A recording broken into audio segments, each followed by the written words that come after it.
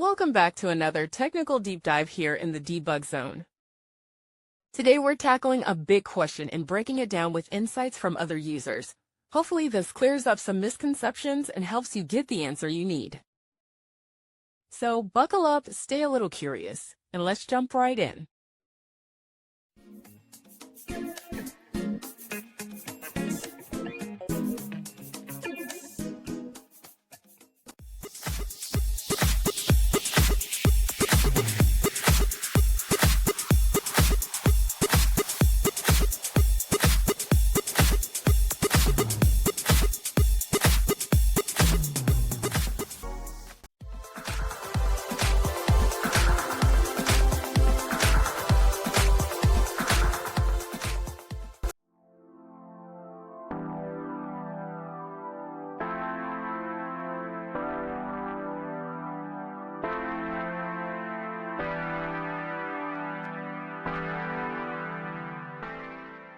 And that's a wrap.